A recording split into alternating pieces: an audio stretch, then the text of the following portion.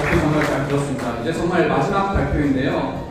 Study on Dieter Things to Consider라는 주제로 디사이퍼 연구원인 최지혁님께서 발표해 주시겠습니다. 박수로 환영해 주세요. 네, 안녕하세요. 마지막 발표를 맡은 디사이퍼의 최지혁입니다. 마지막이라 생각하니까 되게 떨리네요. 네, 오늘 발표는 이제 기존에 제시된 비탈릭 다이퍼 모델 한계점과 더 나은 다이퍼 모델을 위해서 어떠한 점들을 고려되어야 하는지에 대한 발표입니다. 먼저 저희의 목차고요. 먼저 저희의 팀부터 소개를 하자면 저희 팀은 사실 처음에 기존에 제시된 다이퍼 모델의 수치적인 모델링 제시하게 됐습니다. 최소 투표율이라든가 투표율 산출식 같은 파라미터를 다루고요. 이를 E3 수치에 배제하기도 했고 레퍼런스도 만들어봤습니다. 그런데 이런 다이퍼 모델에 대해서 연구를 하던 중에 이 모델의 근본적인 한계점을 발견하게 되었고요. 이를 발전시켜서 더 나은 다이퍼 모델을 위해서는 어떤 점들이 고려되어야 하는가를 정리해서 오늘 발표 때 얘기하고자 합니다.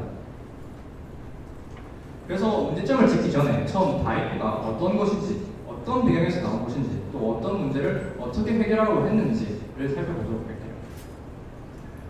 많은 분들이 아시다시피 올 초에 비탈릭 포트린이 처음 제시한 다이퍼 모델은 기존의 ICO의 다오를 접목한 것으로 ICO의 문제점을 다오의 장점을 통해 해결하고자 하는 시도입니다.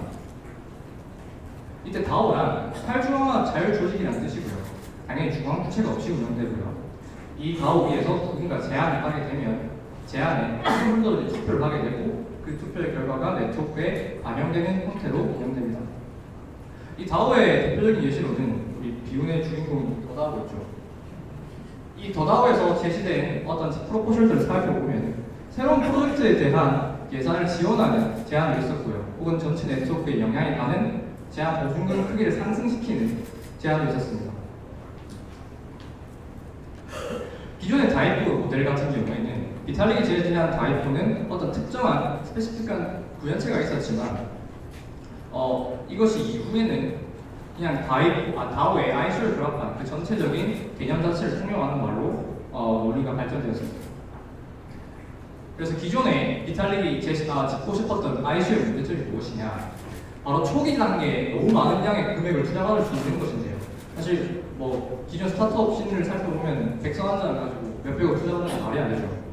그래서 이렇기 때문에 투자를 받은 후에 개발팀은 그 이후에 지속적으로 개발을 할 빈이 떨어지게 되고요. 이와 더불어서 이런 투자금을 노리고 들어온 사기성 프로젝트들이 횡행하게 되었습니다.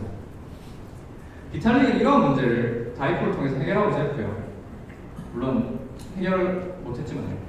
그래서 이걸 통해서 여기서 중요한 기능이 두 개가 있는데 바로 탭과 리펀드입니다.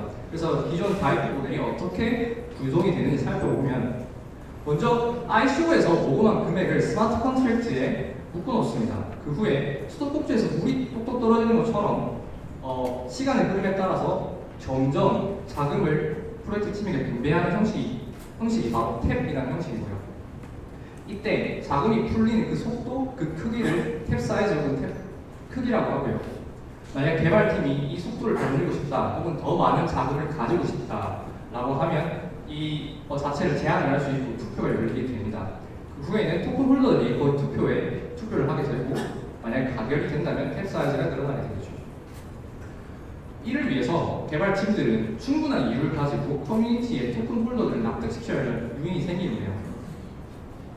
근데 이 탭에는 중요한 문제점이 하나가 있습니다. 투표의 결과랑 상관없이 이전에서 탭 사이즈가 정해져 있으면은 투표에 상관없이 개발팀은 계속해서 자금을 빼낼 수 있는 거예요. 이러한 상황을 막기 위해 추구한 옵션이 바로 리펀드입니다.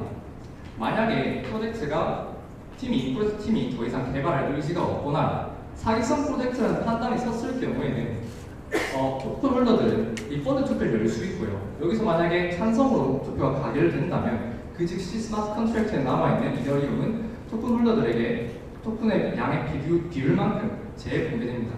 이 과정을 토큰을 환불받는 과정이라고 생각하시면 이해가 된다는 것 같아요. 그래서 비탈릭은 이런 탭과 리펀드를 통해서 투자자의 피해를 보호하자라는 목적을 가지고 이 다이프를 도입했고요. 사실 다들 아시다시피 블록체인 씬에서 비탈릭은 굉장한 이슈 메이커였습니다. 그래서 비탈릭이 이러한 다이프를 제안하는 순간 ICO 이제 다이프 다 대체될 것이다 라는 그런 기대심이 엄청났고요. 그 기대심을 잘 파악하고 제일 발빠르게 도입한 프로젝트가 바로 어비스입니다. 이 어비스는 다이코의 최초 적용 사례로서 그 당시에 1,500만 달러 정도를 모금했죠. 물론 지금은 떨어졌겠죠. 그래서 현재는 탭 사이즈가 약 월 752달러였지만 처음에는 500이었어요. 그래서 한 번에 탭 보팅이 있었고요. 근데 재밌는 점은 이 탭에 참여한 토큰 수가 전체 0.8% 정도밖에 안 됩니다. 굉장히 많은 수치인데 실제로 가격이 됐고요. 그건 충분한 문제고 이 문제는 추후에 좀 다루도록 하겠습니다. 이 말고 다른 다이코의 문제점을 인지할 수 있는 게 바로 어비스 다음의 적용 사례인데요. 없습니다. 없어요. 저희가 뭔가 여기 채워넣고 싶었는데 사실 돌아가지 않는 프로젝트를 채워넣는 건 말이 안 되잖아요. 그래서 뭔가 다이코를 도입하겠다, 우리 도입해서 좀 좋은 플랫폼 만들겠다라는 프로젝트는 몇몇 보이지만 실제로 도입해서 돌아가는 프로젝트는 없습니다. 잠시 다이코 레벨을 하자면 이 다이코의 강점은, 기존 다이코의 강점은 프로젝트 팀이 개발을 제대로 진행하지 않았을 때 혹은 사기성 프로젝트의 경우에 발생할 수 있는 투자자의 피해를 최소화하는 강점이 찍혀있고요. 기존의 하이리스크, 하이리턴의 투자 대상에 불리는 ICO에서 이런 리스크를 줄여주는 모델이 나온 만큼 투자자의 입장에서는 굉장히 당길만한 모델이죠. 그리고 그래서 이 다이코가 정말 좋은 모델이라면은 어비스 이후에 2차, 3차 적용 사례들이 굉장히 많이 나왔어야 하는데 실제로는 그렇지 않습니다. 왜라는 의문을 품었고요. 이런 의문을 품은 채로 연구를 진행하던 중에 저희는 기존 다이코 모델의 한계점을 발견하게 되었습니다. 첫 번째로 프로젝트 팀이 도입할 요인이 굉장히 적습니다. 물론 당연히 사기성 프로젝트는 다이코를 도입하지 않겠죠. 사기치기 바쁘니까요. 근데 그렇다면 정상적인 프로젝트에 대해서 저희는 생각해 볼 수 있습니다. 근데 역시나 이들 역시 기존 다이코 모델을 도입할 요인이 굉장히 적어요. 왜냐하면 얻을 수 있는 이점에 비해서 질문의 리스크가 너무 크기 때문인데요. 얻을 수 있는 이점이라고 해봤자 이 다이코를 조립했다는 마케팅 정보인데 사실 어비스를 제외하고는, 물론 어비스는 그 마케팅 정말 잘 활용했습니다만 그 이후에 뭐 2등, 3등 솔직히 기억하지 않지 않습니까? 그래서 굉장히 마케팅 효과가 적고요. 이 반면에 짊어질 리스크는 그 프로젝트가 모은 ICO 자금을 모두 잃을 수 있는 이 펀드라는 기능입니다. 이것은 프로젝트 팀 입장에서 굉장히 큰 손해로 다가왔을 것이고 당연히 도입할 요인이 떨어지게 만들었죠. 이와 더불어서 만약에 어떤 프로젝트가 과감하게 그 모델을 도입한다 하더라도 이 프로젝트가 올바르지 않은 방향성으로 나아갈 가능성이 있습니다. 기존 비탈릭의 다이코 모델은 프로젝트의 발전 방향이 토큰 홀더들에 의해 좌지우지되도록 설계되었는데요. 사실 이런 자금 제약이라는 투표를 잘 하기 위해서는 이 자금이 어떻게 사용되는가, 현재 개발 상황은 어떤가에 대한 걸 잘 알아야 되죠. 이것은 저 높은 전문성을 요구하는데 사실상 토큰 홀더들에게 그걸 기대하기는 힘들죠. 이와 더불어서 만약 토큰 홀더들 중에 단기 투자자가 굉장히 많을 경우에는 실제 프로젝트의 발전 방향과 토큰 홀더들의 이익 방향이 상충할 수 있습니다. 예를 들어 프로젝트 팀 입장에서 개발을 위해서 개발자를 충원하고 싶다 하는데 단기 투자자 입장에서는 단기적인 호재만을 노리고 마케팅 인원을 충원하라고 요구할 수 있겠죠. 정리하자면 프로젝트 팀이 도입할 요인이 굉장히 적고요. 도입한다 하더라도 이 프로젝트가 올바르지 않은 방향으로 나아갈 가능성이 있기 때문에 기존의 다이코 모델은 그 한계점을 드러낸다고 볼 수 있습니다. ICO라는 프로세스는 투자자만 고려해야 되는 원사이드 이벤트가 아닌 투자자와 개발팀 모두가 참여하는 투사이드 이벤트입니다. 저희는 기존의 다이코가 프로젝트 팀 입장에 대한 고려가 부족했다고 생각했습니다. 그렇다면 과연 기존의 다이코 모델을 넘어서 더 나은 다이코를 위해서는 어떤 점들이 고려되어야 하는가에 대한 저희의 생각을 전해드리려고 하는데요. 첫 번째, 당연히 프로젝트 팀이 도입할 만한 요인을 생각해봐야겠죠. 물론 사기성 프로젝트가 더 사기를 잘 치게끔 만드는 방점 전혀 아니고 더 잘 될 프로젝트가 더 잘 될 수 있도록 부스팅하는 데 목적을 두어야 한다는 얘기입니다. 저희는 이것이 다오의 특성을 잘 활용한다면 가능할 것이라 생각했습니다. 다오는 말 그대로 탈중앙화 자율주의이기 때문에 여러 이해관계자들이 하나의 집단을 이루게 되는데요. 결국 다오를 잘 활용한다는 것은 이런 집단의 지성을 잘 활용한다는 것입니다. 근데 이 집단의 지성이 사실 전문성이 요구되는 영역에서는 효과가 그렇게 크지 않습니다. 그렇다면 과연 어떤 영역에서 사용할 수 있을까? 저희는 대시의 거버넌스 모델을 통해서 이에 대한 힌트를 얻을 수 있었는데요. 사실 대시가 ICO 모델은 아니고요. 저희가 집중하고자 하는 것은 대시에서 돌아가는 온체인 거버넌스 모델입니다. 대시 프로토콜에서는 누구나 나 이런 프로젝트 할래 라고 제안을 할 수 있고요. 대시의 투표자들은 투표를 통해 어떤 프로젝트에 이 프로젝트를 지원할지 예산을 정할 수 있는데 이렇게 제안되고 통과된 이런 결정들에는 대시 유튜브 채널을 운영한다든가 혹은 대시 뉴스 사이트를 운영한다든가 하는 예시가 있었고요. 더 재밌는 것은 보시는 저분은 대시 홍보를 위해서 에어쇼를 하겠다는 제안을 했어요. 실제 통과가 되었고 사진 찍어온 부분이 잘 맞죠? 근데 이런 마케팅적 측면 혹은 그 전에 봤던 커뮤니티 빌딩 같은 것은 사실 토큰 홀더들에게 큰 전문성을 요구하지 않습니다. 그래서 집단지성을 어느 정도 잘 활용할 수 있는 능력이라고 볼 수 있죠. ICO 역시 이러한 점을 착안해서 ICO 자금을 제약의 대상이 아닌 대시 모델을 차용해서 활용의 대상으로 본다면 프로젝트 팀 역시 윈윈할 수 있는 그런 모델을 생각해 볼 수 있을 거라고 저희는 생각했고요.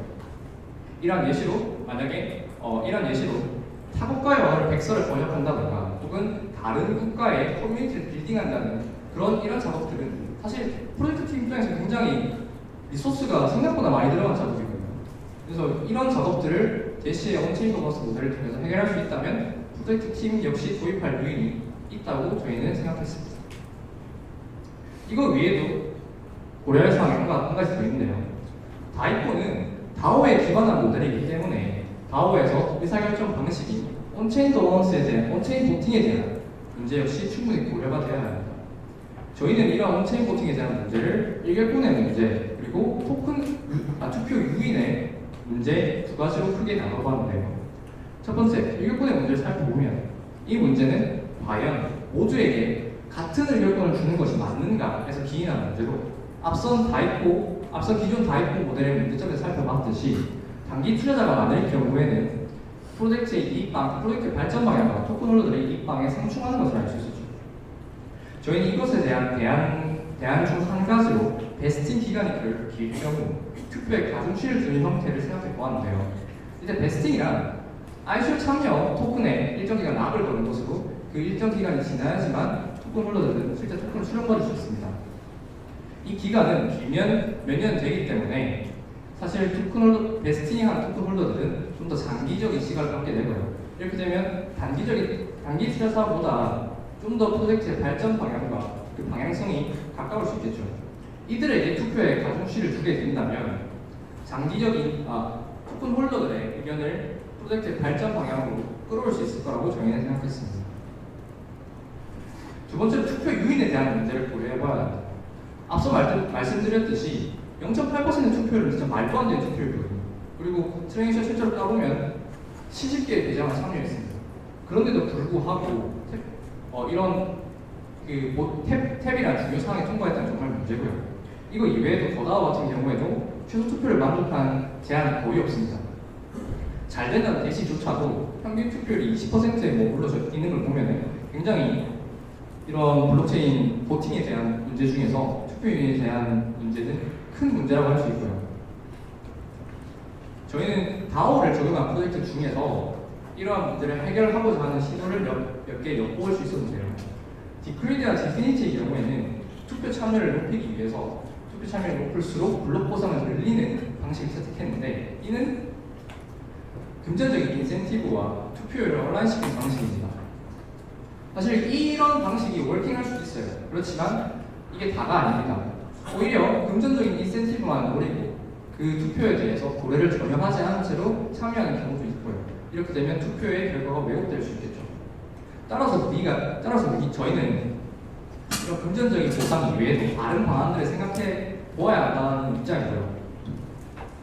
그 방안 중 한 개로 투표 횟수가 높은 계좌일 경우에는 그 다음 투표 때 투표에 대한 가중치를 주는 방안 역시 생각해 볼 수 있습니다. 사실 이 외에도 여러 가지 고려 사항이 있을 것이고 좀 더 많은 의견이 나오면 좋겠죠. 그래서 저희의 오늘 발표를 마무리하자면은 먼저 이 비탈릭의 기존 다이브 모델에 대해서 알아보았고 이 비탈릭의 다이브 모델을 한계점을 짚은 후 그렇다면 더 나은 다이브 모델을 도입하기 위해서는 어떤 점들이 고려돼야 하는가를 살펴보았습니다. ICO가 블록체인 생태계에 있어서 중요한 축으로 작용하는 만큼 이런 ICO의 개선 방향에 대한 논의는 끊이지 않아야 된다고 생각하고요. 그중 다이브 같은 경우에는 블록체인의 탈중앙화, 거버넌스와 직결되는 문제라고 저는 생각하고 이 역시 흥미로운 주제라고 생각합니다.